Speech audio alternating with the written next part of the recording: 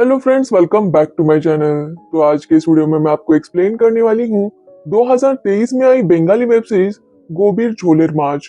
तो चलिए without wasting time हम इस सीरीज का एक्सप्लेनेशन स्टार्ट करते हैं। सीरीज स्टार्ट होती है चार फ्रेंड्स से जो महीने के एक संडे कैफे में मिला करती है, जिसमें से एक का नाम है चंद्रिमा, आरात्रिका, विशाखा और दीति। ये चारों आज भी मिलने वाले थे और सभी लोग काफी ज्यादा एक्साइटेड थे सिवाय चंद्रिमा के। एक्चुअली ये चारों जब भी मिलते हैं बहुत सारी गॉसिप किया करते हैं, जैसे कि किसका ब्रेकअप हो गया, किसका अफेयर किसके साथ हो रहा है या किसका डिवोर्स हो गया। लेकिन चंद्रिमा आज बहुत ज्यादा रो रही थी क्योंकि उसका हस्बैंड तीर्थू उसे डिवोर्स देने वाला था। चंद्रिमा सोच रही थी कि ये बात वो अपने दोस्तों को बताए या नहीं, क्योंकि अगर उसने बता दिया तो पूरी गॉसिप उसी पर होगी। फिर भी चंद्रिमा अपनी फीलिंग्स शेयर करना चाहती थी, इसलिए वो अपने फ्रेंड्स को तीर्थू के बारे में बता देती है। इनकी बातों से हमें पता चलता है कि ये चारों बचपन के दोस्त हैं। जब चंद्रिमा अपने डिवोर्स के बारे में बताती है तो आरात्रिका का कहना था कि चंद्रिमा ने कभी भी तीर्थू पर ज्यादा ध्यान नहीं दिया, हमेशा शॉपिंग करने में और तीर्थू के पैसे उड़ाने में बिजी रहती थी। इसी की वजह से शायद तीर्थू का अफेयर हो गया और वो डिवोर्स लेना चाहता है। तो वही दीदी का कहना था कि चंद्रिमा गरीब फैमिली से बिलोंग करती थी और जब उसकी तीर्थू के साथ शादी हुई तो तीर्थू काफी अमीर था और चंद्रिमा बस उसके पैसे उड़ा रही थी। तो वही चंद्रिमा उन सबको बता रही थी कि तीर्थू का एक बृंदा नाम की लड़की के साथ अफेयर चल रहा है। ये बृंदा तीर्थू के ऑफिस में ही काम करती है। वो तीनों पहले चंद्रिमा को समझाने की कोशिश करते हैं कि वो तीर्थू को समझाए कि वो इस तरह से ना बिहेव करे, लेकिन चंद्रिमा काफी गुस्से में थी और वो उन तीनों को ही सुनाने लगती है। जिसके बाद उन तीनों का कहना था कि चंद्रिमा की वजह से ही तीर्थू उसे छोड़ रहा है। विशाखा का कहना था कि चंद्रिमा काफी ज्यादा मोटी हो गई है। आरार्थिक और दीति का भी यही कहना था कि चंद्रिमा अगर खुद के फिगर पर ध्यान देती, जिम जाती, पार्लर जाती, तो आज तीर्थू उसके पास होता। तीर्थू किसी और से प्यार करने की हिम्मत ही नहीं करता। लेकिन चंद्रिमा का कहना था कि उसका वजन बढ़ना और तीर्थू का अफेयर होने का कोई भी कनेक्शन नहीं है। अगर हस्बैंड को अफेयर करना होगा तो वो किसी भी तरह कर ही लेता है। चंद्रिमा कहती है कि उसने तीर्थू को फ्रीडम दिया। उसे लगा था कि रिलेशनशिप में स्पेस देना भी बहुत जरूरी होता है, लेकिन तीर्थू ने उस फ्रीडम का गलत इस्तेमाल किया। और रही बात इन तीनों की, तो इन तीनों ने अपने पतियों को हमेशा पल्लू से बांध कर रखा है। शायद इसी वजह से इन तीनों के हस्बैंड के अफेयर्स नहीं हुए। लेकिन इन तीनों का कहना था कि शादी बचाए रखने के लिए पति को इस तरह से रखना जरूरी है। यहाँ पर हमें पता चलता है कि आरात्रिका की शादी हुई है अनिर्बन से, और अनिर्बन को काबू में रखने के लिए आरात्रिका उसके साथ काफी वाइल्डली रोमांस करती है ताकि अनिर्बन किसी और के बारे में ना सोचे। तो वही विशाखा की शादी हुई है ध्रुव से, और विशाखा ध्रुव को हमेशा इन्वेस्टमेंट में बिजी रखती है। इसी वजह से ध्रुव का ध्यान हमेशा स्टॉक मार्केट और बिटकॉइन वगैरह पर रहता है। तो वही दीदी की बात करें तो उसकी शादी सुमित के साथ हुई है। वो एक जॉइंट फैमिली में रहती है और सुमित काफी ज्यादा ट्रेडिशनल आदमी था, इसलिए दीदी का कहना था कि सुमित अफेयर वगैरह के बारे में कभी सोच भी नहीं सकता। जब चंद्रिमा ये सुनती है तो वो उन तीनों से कहती है कि वो सब लोग एक गेम खेलेंगे। चंद्रिमा कहती है कि इन तीनों को एक दूसरे के हस्बैंड को सेड्यूस करना होगा। फिर देखते हैं कि इनके हस्बैंड्स कितने लॉयल है। पहले तो ये तीनों मना करती है, लेकिन चंद्रिमा उन्हें चैलेंज करती है। इन तीनों को भी अपने हस्बैंड का टेस्ट लेना था और साथ ही ये भी देखना था कि अपनी खूबसूरती से अपने फ्रेंड के हस्बैंड को दीवाना बना सकती है या नहीं। इसलिए वो तीनों ही मान जाती है। चंद्रिमा उन्हें कुछ रूल्स बताती है, जैसे कि पहला रूल ये था कि विशाखा सुमित को सेड्यूस करेगी, तो वही दीदी अनिर्बन को और आरात्रिका ध्रुव को। दूसरा रूल ये था कि वो फ्रेंड के हस्बैंड को सेड्यूस जरूर करेगी, लेकिन खुद सीरियस नहीं होगी। उनका ये टारगेट कभी भी नहीं होगा कि वो अपने फ्रेंड का घर बर्बाद करे। तीसरा रूल था कि जो भी करना है वो 1 महीने के अंदर करना होगा। इस महीने में वो हर संडे को मिलेंगे और चंद्रिमा देखेगी कि किसने क्या किया है। चंद्रिमा इस गेम की रेफरी होगी। लेकिन दीदी कहती है कि फिजिकल सिडक्शन अलाउड नहीं होगा। विशाखा और आत्रिका का भी यही कहना था कि बिना छुए जितना सेड्यूस करना है उतना करो। जिसके बाद वो तीनों ये गेम खेलने के लिए तैयार हो जाते हैं। 3-4 दिन ऐसे ही गुजर जाते हैं, लेकिन वो इस गेम को सीरियसली नहीं लेती। लेकिन एक दिन उन तीनों के हस्बैंड्स लेट आते हैं। उन तीनों को डाउट था कि शायद गेम स्टार्ट हुआ है। तभी चंद्रिमा उन्हें कॉल करके बताती है कि गेम शुरू हुआ है, इसी की वजह से उनके हस्बैंड्स कल लेट आए थे। उन तीनों को लगता है कि उनकी फ्रेंड्स उनके हस्बैंड के साथ बाहर गई होगी, इसलिए वो तीनों ही डिसाइड करते हैं कि वो भी अब गेम खेलना स्टार्ट कर देंगे। जिसके बाद ये तीनों एक दूसरे के हस्बैंड को कॉल करके मिलने के लिए बुलाते हैं। इन तीनों के हस्बैंड्स काफी ज्यादा शॉक थे कि उनकी वाइफ की फ्रेंड उनसे क्या पर्सनल बात करना चाहती है। फिर भी वो मिलने के लिए तैयार हो जाते हैं। सभी लोग एक दूसरे से मिलते हैं और ये सबकी फर्स्ट डेट थी। विशाखा सुमित से मिलती है और उसके सामने रोने लगती है। वो सुमित को बताती है कि ध्रुव उस पर हाथ उठाया करता है। वो नहीं जानती थी कि ध्रुव उसके साथ ऐसा बिहेव करेगा। एक्चुअली ये विशाखा का प्लान है कि वो सुमित को पहले इमोशनल करेगी, फिर अपने जाल में फंसाएगी। वो जानती है कि जब भी कोई औरत रोती है तो आदमी उसकी हेल्प करने के लिए जरूर आता है। वो इस तरह से सुमित को अपने बातों में उलझा देती है। तो वही दीदी अनिर्बन से मिलती है और उसे बताती है कि सुमित उसके साथ बेड पर काफी ज्यादा वाइल्डली बिहेव करता है। वो कहती है कि सुमित सबके सामने बहुत ही फैमिली मैन बनकर रहता है, लेकिन उसके साथ बेड पर इस तरह से हरकतें करता है। अनिर्बन ये सुनकर काफी ज्यादा शॉक था, क्योंकि आरात्रिका भी उसके साथ काफी ज्यादा वाइल्डली बिहेव किया करती थी। तो वही आरात्रिका भी ध्रुव से मिलने जाती है और उसे बताती है कि अनिर्बन ने उसके सारे पैसे उड़ा दिए, जो उसके मम्मी पापा ने उसके फ्यूचर के लिए रखे थे।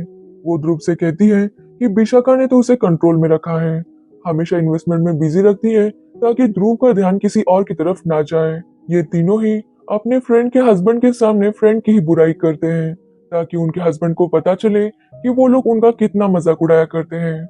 इससे उनके हस्बैंड काफी ज्यादा नाराज हो गए थे और इसी बात का फायदा ये उठाना चाहती थी। साथ ही इन तीनों ने डिसाइड किया था कि वो फिजिकल सिडक्शन नहीं करेगी, लेकिन खुद ही उस रूल को ब्रेक कर देती है।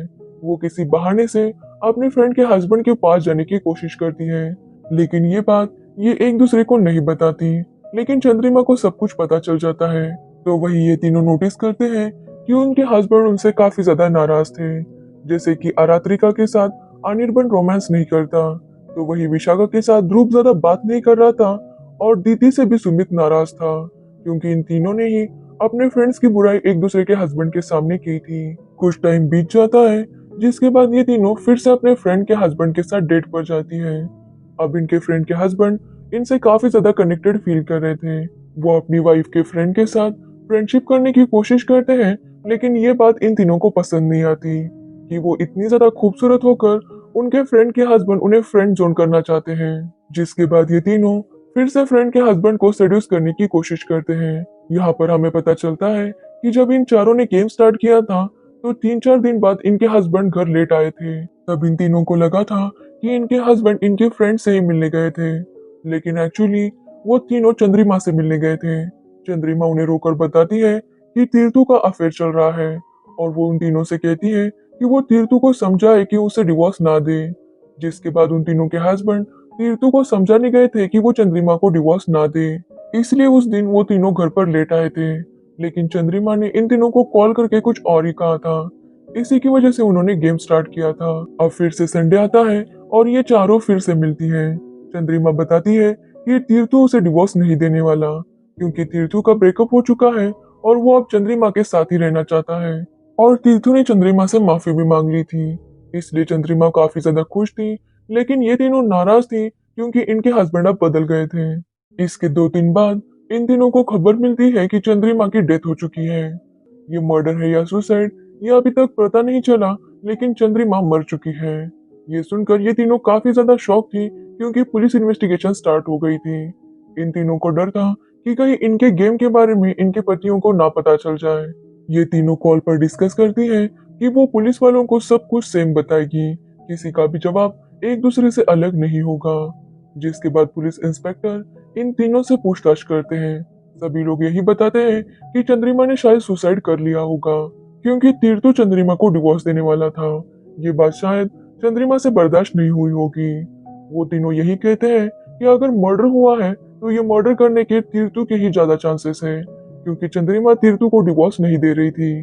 जब पुलिस वाले तीर्थू से पूछते हैं, तो तीर्थू का कहना था कि उसने चंद्रिमा से माफी मांगी थी, और उसका जिस लड़की वृंदा के साथ अफेयर चल रहा था, उन दोनों का भी ब्रेकअप हो चुका है। तीर्थू का कहना था कि जरूर चंद्रिमा का किसी ने मर्डर किया है। तो वही पुलिस वाले इन तीनों फ्रेंड्स पर ही ज्यादा शक कर रहे थे, क्योंकि चंद्रिमा के मौत के बाद भी ये तीनों उसके घर नहीं आए थे। इसी की वजह से इंस्पेक्टर को इन तीनों पर ज्यादा डाउट हो रहा था, इसलिए वो उनसे बार बार बातचीत करने की कोशिश करता। ये तीनों फिर से कैफे में मिलती है और वहां पर डिस्कस करने लगती है कि चंद्रिमा को किसने मारा होगा। ये तीनों उसी कैफे में मिलती है जहाँ पर ये चारों हमेशा मिला करती थी। वहाँ का वेटर सुरेश उन्हें कॉफी ला कर देता है। उनसे वो चंद्रिमा के बारे में पूछता है तो ये तीनों बता देती है कि चंद्रिमा की डेथ हो चुकी है। ये सुनकर सुरेश काफी ज्यादा रोने लगता है और कैफे के बाहर चला जाता है। ये बात इन तीनों को काफी अजीब लगती है। वो जाकर सुरेश से बात करती है, तब उन्हें पता चलता है कि सुरेश और चंद्रिमा का अफेयर चल रहा था। एक्चुअली चंद्रिमा को जब पता चला था कि तीर्थू से डिवोर्स देने वाला है, वो काफी रो रही थी। वो उस दिन इन सब से मिलती है, लेकिन बाद में ये जाने के बाद भी वो कैफे में ही बैठी थी। वो घर नहीं जाना चाहती थी, तो सुरेश उसे अपने साथ अपने घर लेकर गया। जिसके बाद सुरेश और चंद्रिमा में दोस्ती हुई और वो दोनों एक दूसरे को पसंद करने लगे। जब ये तीनों ये सुनती है, तो वो चंद्रिमा पर काफी ज्यादा गुस्सा थी, क्योंकि इन तीनों का कहना था कि ये तीनों इतनी ज्यादा खूबसूरत हैं, फिर भी इस सुरेश को चंद्रिमा पसंद आई। ये तीनों डिसाइड करती है कि चंद्रिमा के मर्डर का ब्लेम वो सुरेश पर डालेगी। वो पुलिस से ये कहेगी कि सुरेश और चंद्रिमा का अफेयर चल रहा था। लेकिन जब तीर्थू ने चंद्रिमा से माफी मांगी, तो वो सुरेश को छोड़ना चाहती थी। और जब इस बारे में सुरेश को पता चला, तो उसने चंद्रिमा को मार दिया। जब वो तीनों बातें कर रही थी, तभी उनके पास सुरेश आता है और उन्हें बताता है कि उनके गेम के बारे में उसे सब कुछ पता है। चंद्रिमा ने उसे हर एक चीज डिटेल में बता दी है। ये सुनकर ये तीनों काफी ज्यादा डर जाती हैं। सुरेश उनसे कहता है कि अगर पुलिस उसके पास आई, तो वो गेम के बारे में भी सब कुछ बता देगा। ये सुनकर ये तीनों डर जाती है कि अब वो पुलिस को क्या बताएगी, क्योंकि अरात्रिका ने इंस्पेक्टर को कॉल करके बताया था कि उन तीनों को एक आदमी पर शक है। लेकिन अगर अब वो सुरेश का नाम लेगी, तो उनके गेम के बारे में भी सब कुछ पता चल जाएगा। इसलिए वो डिसाइड करती है कि वो किसी और पर सारा ब्लेम डालेगी। तभी दीदी कहती है कि उन्हें तीर्थू की गर्लफ्रेंड वृंदा पर ब्लेम डालना होगा। लेकिन विशाखा ये बात सुनकर काफी डर जाती है और वो इस बात के लिए मना कर देती है। यहाँ पर हमें पता चलता है कि तीर्थू और विशाखा का अफेयर चल रहा था। एक्चुअली तीर्थू ने जानबूझकर अपनी कलीग से प्यार का नाटक किया था, जिसका नाम वृंदा था, ताकि उसके और विशाखा के ऊपर किसी को भी शक न जाए। जब तीर्थू ने चंद्रिमा को डिवोर्स देने की बात की थी, तो उसके बाद विशाखा उससे मिलने जाती है। विशाखा तीर्थू से कहती है कि वो कभी भी ध्रुव को छोड़कर उससे शादी नहीं करेगी। उन दोनों का अफेयर ऐसे ही चलता रहेगा, लेकिन तीर्थू को चंद्रिमा को डिवोर्स देने से मना करना होगा। जिसके बाद ही तीर्थू ने चंद्रिमा से माफी मांगी थी और उसे डिवोर्स देना कैंसिल कर दिया था। कहानी फिर से प्रेजेंट में आती है और ये तीनों काफी ज्यादा डर गई थी कि अगर सुरेश ने इंस्पेक्टर को बता दिया कि ये तीनों गेम खेल रही थी, तो उनके हस्बैंड क्या रिएक्ट करेंगे। इसलिए तीनों डिसाइड करती है कि जो कुछ भी हुआ है वो एक दूसरे को सब कुछ सच बताएगी। तब विशाखा बताती है कि चंद्रिमा की जिस रात मौत हुई थी, उस रात सुमित उसे 5 मिनट के लिए मिलने आया था। सुमित उसके लिए एक लॉकेट भी लेकर आया था। ये सुनकर दीदी और अरात्रिका काफी ज्यादा शॉक थी, क्योंकि अनिर्बन और ध्रुव ने भी उन्हें सेम वैसा ही लॉकेट दिया था। ये देखकर तीनों समझ जाती हैं कि उनके हस्बैंड इस गेम के बारे में पहले से जानते हैं। वो जब घर जाती है, तो उनके हस्बैंड उनसे काफी ज्यादा नाराज थे। वो उनसे लड़ने लगते हैं कि वो इस तरह से गेम कैसे खेल सकती है। जिसके बाद ये तीनों ऐसा ही करती है जैसा उन्होंने प्लान बनाया था। वो हस्बैंड को ही ब्लेम करने लगती है कि वो बस उनका टेस्ट ले रही थी, लेकिन उनके हस्बैंड उनकी फ्रेंड के साथ कितने ज्यादा क्लोज होते जा रहे थे। उन्होंने ऐसा कभी नहीं सोचा था कि उनके हस्बैंड इस तरह से बिहेव कर सकते हैं, अपनी वाइफ की तरफ इतने भी लॉयल नहीं है। जिसके बाद वो अपने हस्बैंड्स को इमोशनली ब्लैकमेल करने लगती हैं और उनके हस्बैंड उनसे माफी भी मांगते हैं। उन्हें ऐसा लग रहा था कि शायद उन्हीं की गलती थी जो उन्होंने अपनी बीवी को गलत समझा। इस तरह से ये तीनों अपनी शादियों को बचा लेती है। जिसके बाद वो अपने हस्बैंड से पूछती है कि जिस रात चंद्रिमा की मौत हुई, उस वक्त वो कहाँ थे। जिसके बाद उनके हस्बैंड्स बताते हैं कि उस रात वो चंद्रिमा के साथ थे। चंद्रिमा ने उन तीनों को बुलाया था और उन तीनों को बताया कि उनकी वाइफ उनके साथ किस तरह के गेम खेल रही है। लेकिन पहले उन्होंने चंद्रिमा की बातों पर भरोसा नहीं किया। उन्हें ऐसा बिल्कुल भी नहीं लगा था कि उनकी वाइफ गेम खेल रही होगी। जिसके बाद चंद्रिमा उन तीनों को लॉकेट देती है और एक दूसरे की गर्लफ्रेंड को देने के लिए कहती है। जिसके बाद उन तीनों ने ऐसा ही कर दिया और उन्हें पता चला कि उनकी वाइफ सच में उनके साथ गेम खेल रही थी। यही बात डिस्कस करने वो तीनों चंद्रिमा के घर गए। घर का दरवाजा खुला था, इसलिए उन्हें लगा कि शायद चंद्रिमा रूम में सो रही होगी। उन्होंने काफी देर तक उसका इंतजार किया, लेकिन चंद्रिमा बाहर नहीं आई।